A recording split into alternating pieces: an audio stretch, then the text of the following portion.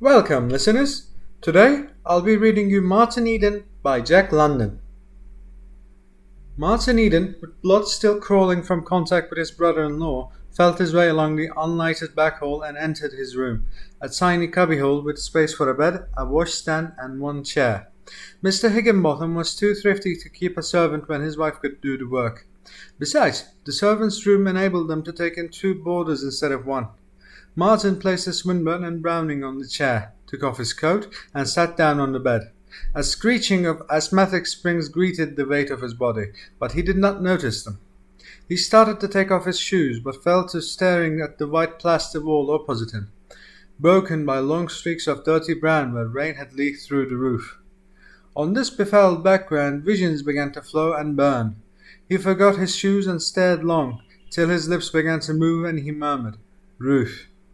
Ruth." He had not thought a simple sound could be so beautiful. It delighted his ear, and he grew intoxicated with the repetition of it. Ruth. It was a talisman, a magic word to conjure with. Each time he murmured it, her face shimmered before him, suffusing the foul wall with a golden radiance. The radiance did not stop at the wall. It extended on into infinity, and through its golden depths his soul went questing after hers. The best that was in him was out in splendid flood. The very thought of her ennobled and purified him, made him better, and made him want to be better. This was new to him. He had never known women who had made him better. They had always had the counter effect of making him beastly. He did not know that many of them had done their best, bad as it was. Never having been conscious of himself, he did not know that in his being that drew love from women, and which had been the cause of their reaching out for his youth. Though they had often bothered him, he had never bothered about them, and he would never have dreamed that there were women who had been better because of him. Always in sublime carelessness had he lived, till now, and now it seemed to him that they had always reached out and dragged at him with vile hands. This was not just to them, nor to himself, but he, who for the first time was becoming conscious of himself, was in no condition to judge, and he burned with shame as he stared at the vision of his infamy. He got up abruptly and tried to see himself in the dirty looking-glass over the washstand. He passed a towel over it and looked again, long and carefully. It was the first time he had ever really seen himself.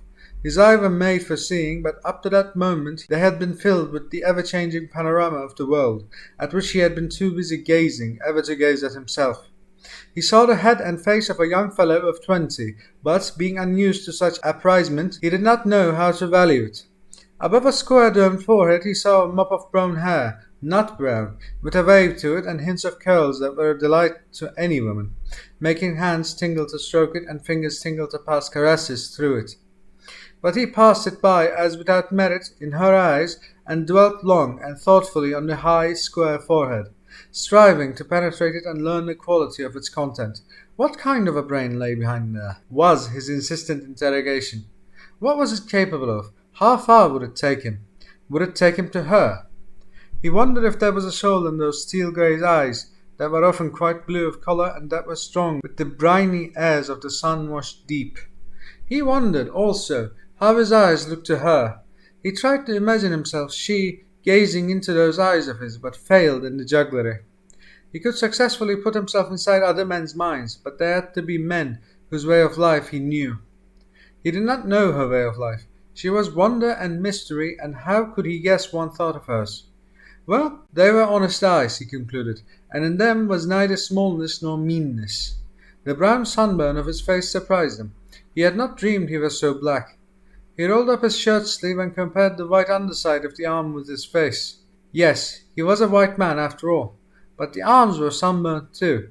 He twisted his arm, rolled the biceps over with his other hand, and gazed underneath where he was least touched by the sun. It was very white. He laughed at his bronze face in the glass at the thought that it was once as white as the underside of his arm.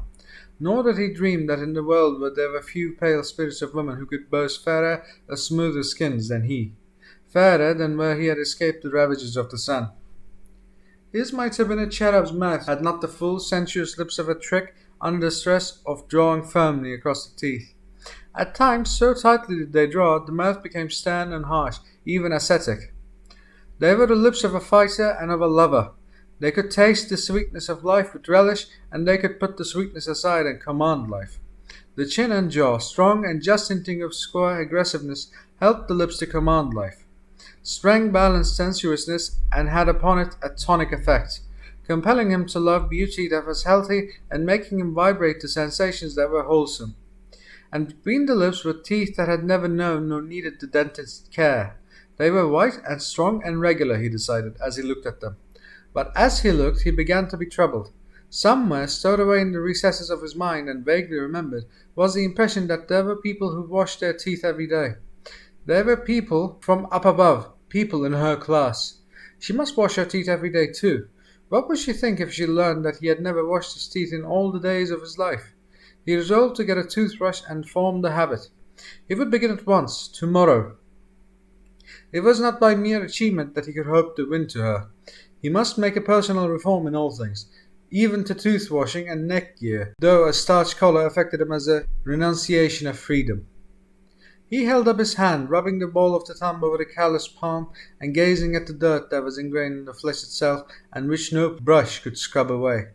How different was her palm! He thrilled deliciously at the remembrance. Like a rose petal, he thought, cool and soft as a snowflake. He had never thought that a mere woman's hand could be so sweetly soft. He caught himself imagining the wonder of a caress from such a hand, and flushed guiltily.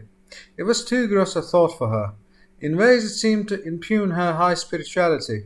She was a pale, slender spirit, exalted far beyond the flesh, but nevertheless the softness of her palm persisted in his thoughts.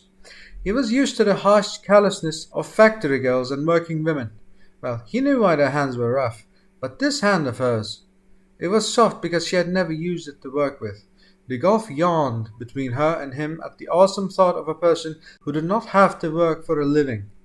He suddenly saw the aristocracy of the people who did not labor. It towered before him on the wall, a figure in brass, arrogant and powerful. He had worked himself. His first memory seemed connected with work, and all his family had worked. There was Gertrude. When her hands were not hard from endless housework, they were swollen and red like boiled beef. What of the washing? And there was his sister, Marion. She had worked in the cannery the preceding summer, and her slim, pretty hands were all scarred with the tomato knives. Besides, the tips of 2 of her fingers had been left in the cutting machine at the paper box factory the preceding winter. He remembered the hard palms of his mother as she lay in her coffin, and his father had worked to the last fading gasp. The horned growth on his hands must have been half an inch thick when he died. But her hands were soft, and her mother's hands, and her brother's. This last came to him as a surprise. It was tremendously indicative of the highness of their caste, of the enormous distance that stretched between her and him. He sat back on the bed with a bitter laugh, and finished taking off his shoes. He was a fool. He had been made drunken by a woman's face and by a woman's soft white hands, and then, suddenly, before his eyes, on the foul plaster wall appeared a vision.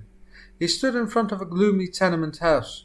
It was night time, in the East End of London, and before him stood Margie, a little factory girl of 15. He had seen her home after the bean feast. She lived in that gloomy tenement, a place not fit for swine. His hand was going out to hers as he said good night. She had put her lips up to be kissed, but he wasn't going to kiss her. Somehow he was afraid of her. And then her hand closed on his and pressed feverishly. He felt her calluses grind and grate on his, and a great wave of pity welled over him. He saw her yearning, hungry eyes, and her ill-fed female form, which had been rushed from childhood into a frightened and ferocious maturity. Then he put his arms about her in large tolerance and stooped and kissed her on the lips. Her glad little cry rang in his ears, and he felt her clinging to him like a cat. Poor little starveling! He continued to stare at the vision of what had happened in the long ago. His flesh was crawling as it had crawled that night when she clung to him, and his heart was warm with pity.